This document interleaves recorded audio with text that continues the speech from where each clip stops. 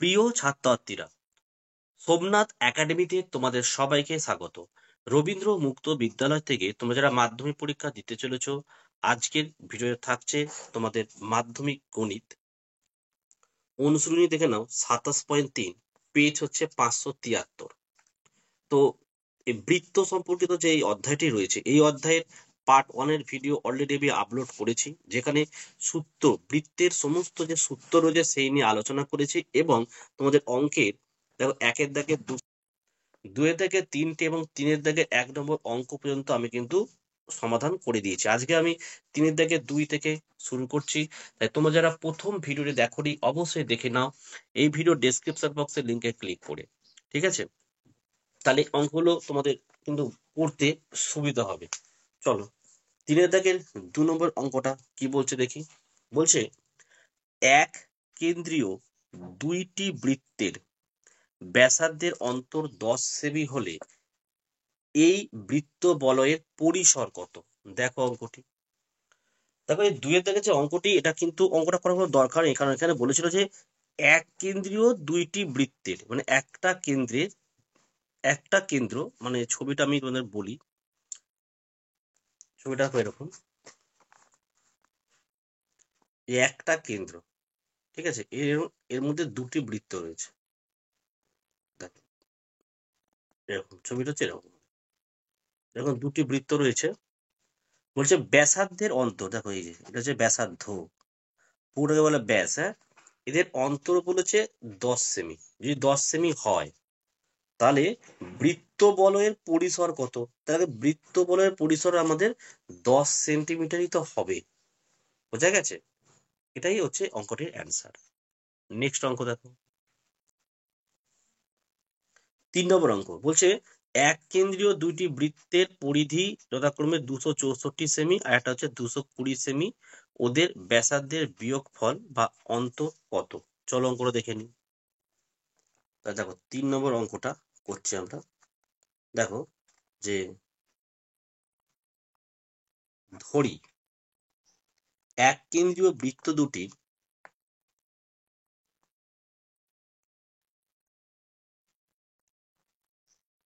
এক কেন্দ্রীয়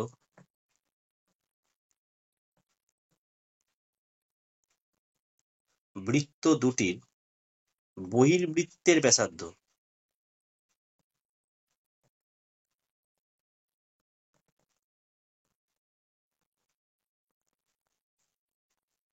বহির্বৃত্তের ব্যাসার্ধ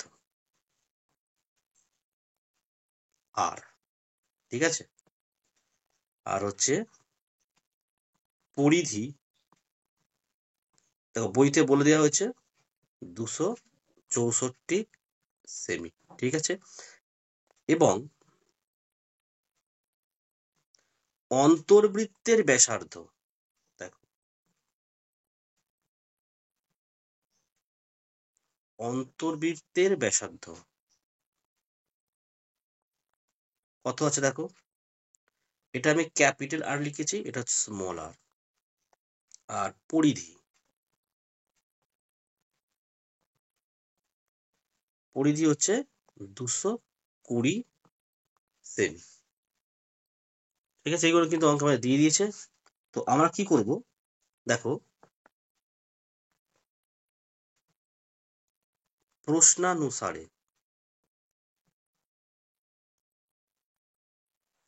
তো বৃত্তের পরিধি, পরিধির সূত্র কি? 2 পাই আর। দেখো 2 পাই আর, তা পরিধি তো এখানে বলেই দিয়েছে 264, তাহলে সমান সমান দেবো 264। এটা হলো আমাদের বহির্বৃত্ত। আর অন্তর্ব্যাসার্ধ সূত্র কি আছে? আমরা লিখবো 2 পাই, আর ওটাও তোমার, আচ্ছা এটা বড় আর করে দাও, ক্যাপিটাল আর, ঠিক আছে, ক্যাপিটাল আর, এইটা স্মল আর করে দিলাম 220, ঠিক আছে। আচ্ছা, এবার দেখো বইতে এখানে বলেই দিয়েছিল যে ওই ব্যাসার্ধের বিয়োগফলের অন্তর কত, এটাই তো বার করতে হবে। তো তা দেখো 2 পাই আর মাইনাস 2 পাই স্মল আর সমান সমান কত লিখবো তাহলে 264 মাইনাস 220। এখানটা আমাদের বা দিতে হবে, বা বলে কমা। এখানে দেখো 2 পাই, এখানেও 2 পাই, 2 পাইটাকে আমরা কমন নিলাম, তাই পড়ে থাকে এখানে ক্যাপিটাল আর মাইনাস স্মল আর। 264 থেকে 220 বিয়োগ গেলে পড়ে থাকে কত 44 কিন্তু পড়ে থাকে। 2 পাই মানে কি, 2 মানে হচ্ছে পাই মানে হচ্ছে আমাদের 22/7। এখানে আর ক্যাপিটাল আর মাইনাস স্মল আর সমান সমান 44। ঠিক আছে, নেক্সট দেখো আমাদের এদের অন্তর মানে ক্যাপিটাল আর মাইনাস স্মল আর এদের অন্তর বার করতে হবে। এটা লিখলাম সমান সমান, দেখো আমি 44 দিলাম ইন্টু দিলাম, 2-এর তলায় ধরো মনে মনে 1 আছে, যখন 2টা এদিকে আসে উল্টে গিয়ে 1-এর 2 হবে। ঠিক তেমনি 22/7 এদিকে যখন আসবে সমান সমান এদিকে উল্টে গিয়ে হবে 7-এর 22। তাহলে 22 দুগুণে 44, এই 2 এই 2 কেটে দাও, তাহলে এদের অন্তর হচ্ছে দেখো 7 সেমি। আশা করি তোমরা অঙ্ক বুঝতে পেরেছো। কেমন লাগছে অঙ্ক অবশ্যই তোমরা কমেন্ট করে জানাও। যারা তোমরা মাধ্যমিক পরীক্ষা দিতে চলেছো রবীন্দ্র মুক্ত বিদ্যালয় থেকে, তোমরা যদি ভালো রেজাল্ট করতে চাও অবশ্যই তোমরা সোমনাথ একাডেমি থেকে স্বল্প মূল্যে নোট সংগ্রহ করতে পারো নিজের হোয়াটসঅ্যাপ নাম্বারে যোগাযোগ করে। ঠিক আছে, আমাদের এখানে তোমরা নোটে কি কি পাবে বলো আমি বলি। দেখো তোমাদের যে 7টা সাবজেক্ট আছে, এই 7টা সাবজেক্ট নোট পাবে। ঠিক আছে, কি নোট, তোমাদের যে পাঠ্য বই আছে সেই বইয়ের এত অধ্যায় টু অধ্যায় প্রশ্ন উত্তর কিন্তু তোমরা পাবে। ঠিক আছে, ওই 4-5টা বা 10-20টা প্রশ্ন করলে তো ভালো রেজাল্ট হবে না, পাসও করা যাবে না। ঠিক আছে, যারা আমাদের কাছ থেকে 7টা সাবজেক্টের নোটস নিচ্ছ, বা যারা কেউ একটাও নিতে পারো, দুটো নিতে পারো, তারা পরীক্ষার 1.5 মাস আগে 7টা সাবজেক্টের 7টা সাজেশন পাবে, 7টা সাবজেক্টের 7টা শর্ট নোটস পাবে। বইয়ের পেছনে দেখবে যে 3টে করে মডেল সেট আছে, মানে 7x3, 21টা কিন্তু মডেল সেট আছে। এই 21টা মডেল সেটের মধ্যে বেঙ্গলি এবং হিস্ট্রি যে মডেলস গুলো আছে ওল্ড সিলেবাস, তাহলে ওই বেঙ্গলি হিস্ট্রি বাদ দিয়ে বাকি থাকে 5টা, মানে 3 5 15টা মডেল সেটের প্রশ্নের উত্তর আমি দেব। লাস্টে আমি যা যা দেবো এর জন্য আমরা কিন্তু আর কোনো পয়সা নেব না, সম্পূর্ণ ফ্রিতে তোমরা পাবে। বোঝা গেছে? তাহলে এই যে নোটগুলো যদি তোমরা সংগ্রহ করে পড়তে পারো, কোনো টিচার লাগবে না। আর অঙ্ক ইংলিশ তোমরা সোমনাথ একাডেমি থেকে কিন্তু সব শিখে ফেলতে পারছো। ঠিক আছে, তো চলো আমরা নেক্সট অঙ্কটা করে নিই। আমাদের নেক্সট অঙ্ক 4 দাগের 1-একটা কি বলেছে, একটি বৃত্তাকার প্রাঙ্গণকে বেষ্টন করে যে পথ আছে তার ভেতরের প্রান্তের পরিধি অপেক্ষা বাইরের প্রান্তের পরিধি 44 মিটার বেশি, ওই পথের পরিসর কত? চলো অঙ্ক দেখে নি। দেখো 4 দাগের 1-এর অঙ্ক, 4 দাগের 1। তাহলে আমরা এখানে লিখবো, দেখো এইভাবে লিখবো অঙ্কটা যে, মনে করি বাইরের বাইরের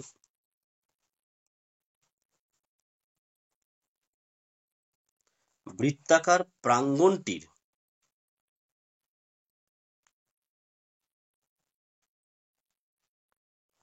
ব্যাসার্ধ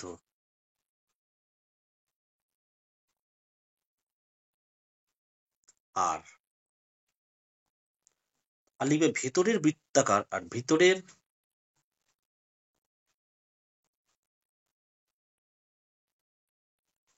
ব্যাসার্ধ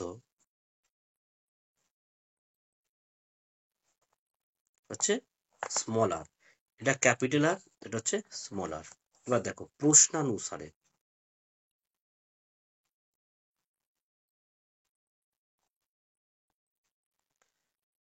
বৃত্তের পরিধি সূত্র 2 পাই, এটা capital R minus 2 pi small R, কত বলেছে যে 44 মিটার, তাই তো বেশি।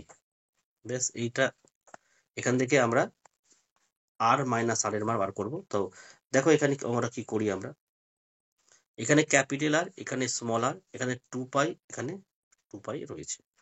তাহলে আমরা যদি 2 পাইটাকে যদি কমন নিই তাহলে পড়ে থাকে ক্যাপিটাল আর মাইনাস স্মল আর সমান সমান 44। 2 পাই মানে 2 ইন্টু 22 এখানে ক্যাপিটাল আর মাইনাস স্মল আর সমান সমান 44। আমাদের বার করতে হবে এই ক্যাপিটাল আর মাইনাস স্মল আর এর মান। দেখো 44 লিখলাম ইন্টু 2 এর তলায় মনে ধর 1 আছে, এটা উল্টে গেলে হবে 1 এর 2, আর এই 22 উল্টে গেলে হবে 7 22। 22 দুগুণে 44, 2 2 কেটে দাও, তাহলে উত্তর হচ্ছে দেখো আমাদের 7 মিটার। অ্যান্সার, এটা মিটার আছে। তাহলে 4 দাগের 1 হয়ে গেল। 2 এর অঙ্কটা দেখে নাও। দেখো 4 দাগের 2 এর অঙ্কটা কি বলেছে দেখো, প্রতি মিনিটে 66 মিটার বেগে 1 মিনিট 30 সেকেন্ডে একজন সাইকেল আরোহী কোনো বৃত্তাকার মাঠ ঘুরতে পারে। ওই মাঠের ব্যাস বার করতে হবে। ঠিক আছে, ব্যাসার্ধ নয়, ব্যাস বার করতে হবে। দেখো অঙ্কটি, দেখো 2 নম্বর অঙ্ক। 1 মিনিট 30 সেকেন্ড, 1 মিনিট 30 সেকেন্ড। তো এটার মানে কত? 1 পূর্ণ 30-এর 60 করলাম, 30 কে 30, 30 দুগুণে 60, 2 কে 2, 1 3-এর 2 মিনিট করলাম এটাকে। তাহলে 3-এর 2 মিনিট সাইকেল আরোহীর অতিক্রান্ত দূরত্ব। তো দেখো, সুতরাং 3-এর 2 মিনিট সাইকেল আরোহীর, বা 3-এর 2 মিনিট অতিক্রান্ত দূরত্ব লিখতে পারি আমি। দেখো, অতিক্রান্ত দূরত্ব কত হবে? বইতে দেখে নাও, 66। এ দেখো 66 ইন্টু হচ্ছে 3-এর 2, কাটো, কত হবে এটা? 33 হয়েছে। 33 3-এ 99 মিটার। এবারে দেখবে প্রশ্নানুসারে, প্রশ্নানুসারে 2 পাই আর পরিধি সমান সমান কত? 99। এখান থেকে আমাদের আর এর মানটা বার করতে হবে, তাই তো? দেখো 2 লিখলাম, হয়েছে। পাই মানে হচ্ছে আমাদের 22-এর, না, 22-এর 7 ইন্টু আর সমান সমান 99 হয়েছে। নেক্সট দেখো, আমায় কিন্তু ব্যাস বার করতে বলেছে, ব্যাসার্ধ না, তাই আমাকে 2 আর এর মান বার করতে হবে। 2 আরটাকে রাখলাম, 99 লিখলাম। এই যে 22-এর সাথে যখন এদিকে আসবে কি হবে? এটা 7-এর 22 হয়ে যাবে। কাটাকুটি যদি আমরা করি, 11 দিয়ে কাটলে 11 দুগুণে 22, 9 11 99। তাহলে কি দাঁড়ালো এখানে? দেখো 2 আর এর মান দাঁড়াচ্ছে 7 নং 63/2, বা ভাগ করলে হচ্ছে আমাদের 31.5 মিটার। 2 পাইয়ের মানটা মানে ব্যাসের মান বার করতে বলেছে। যদি বলতো যে ব্যাসার্ধ, তাহলে আর এর মান বার করতাম। তো এখানে ব্যাস বার করতে বলে, তাই 2 আর এর মান হচ্ছে 31.5 মিটার। ওকে, নেক্সট অঙ্ক। 3 দাগের অঙ্ক দেখো, একটি বৃত্তের ব্যাস ও পরিধির সমষ্টি হচ্ছে 174 সেমি। ওর ব্যাসার্ধ ও পরিধি নির্ণয় করো। দেখো অঙ্কটি, তাহলে এটা হচ্ছে আমাদের 4 দাগের 3 নম্বর অঙ্ক। দেখো, মনে করি বৃত্তটির ব্যাস,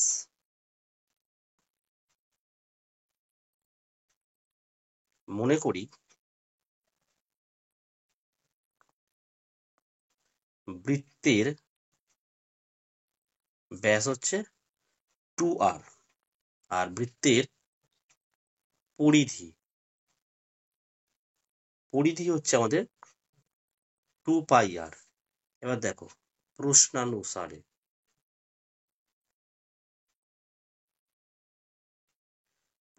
দেখো 2 আর মানে এটা যোগ, 2 আর লিখলাম, যোগ দিয়ে এটা 2 পাই আর সমান সমান 174। এখন তুমি যদি বলো স্যার এটা কি করে হলো, দেখো কি বলেছে ওখানে, যে বৃত্তের ব্যাস মানে 2 আর, আর পরিধি মানে 2 পাই আর, এদের সমষ্টি বলেছে এখান থেকে 174 সেমি। তাহলে হলে ওর ব্যাসার্ধ নির্ণয় করতে হবে, আর কি করতে হবে? পরিধি নির্ণয় করতে হবে। অঙ্কটির বড় আছে। তো দেখো, এখান থেকে 2r এখানেও আছে, এখানেও আছে, তো 2rটাকে আমি কমন নেব। দেখো 2r কমন নিলে এখানে কিছু থাকে না, তাহলে 1 থাকে। 2r যদি কমন নিই এখানে কি পড়ে থাকে, পাই পড়ে থাকে। পাই মানে কত, 22/7 সমান সমান 174। নেক্সট এখান থেকে আমরা 2r এর মান বার করবো। তাহলে দেখো 2r সমান সমান, এটা 7টা যদি লসাগু হয় তাহলে 7 একে 7 বসলো, এখানে বসলো কত, 22 সমান সমান কত, 174। নেক্সট তাহলে 2r সমান সমান বা 2r দিয়ে ইন্টু দাও, তাহলে 22 আর এখানে 7 যোগ করলে 29/7 হবে, সমান সমান 174। নেক্সট আমাকে আর এর মান বার করতে হবে, তাহলে আর